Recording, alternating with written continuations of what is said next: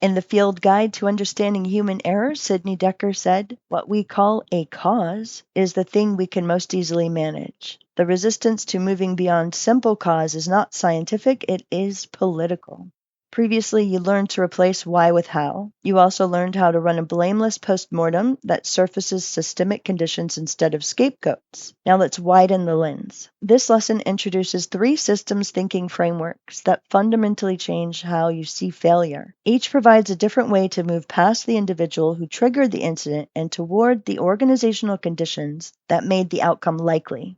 The frameworks are James Reason's Swiss cheese model, Todd Conklin's learning teams, and Sidney Dekker's principle of local rationality. Though they emerged from different domains, aviation safety, industrial operations, and resilience engineering, they converge on the same conclusion. Failures are not about a single bad decision by a single person. They are about systems shaping what decisions make sense.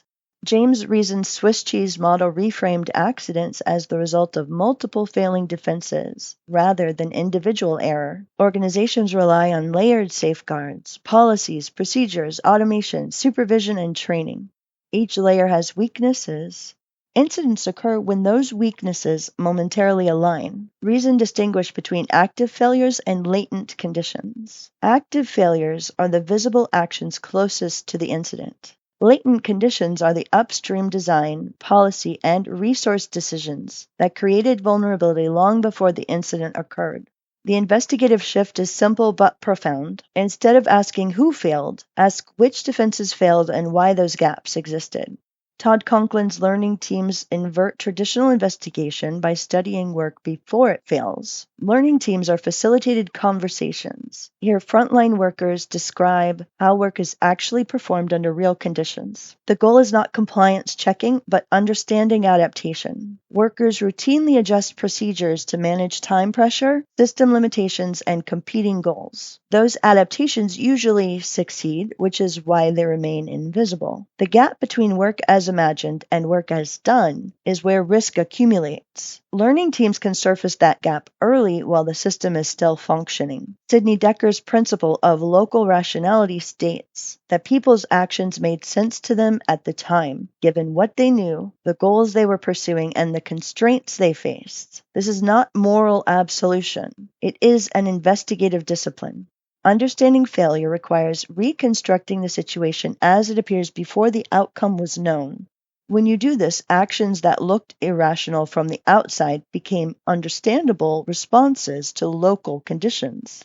Asking why someone should have known better ends inquiry. Reconstructing local rationality reveals what information, pressures, and signals shaped the decision, and what conditions must change to prevent recurrence.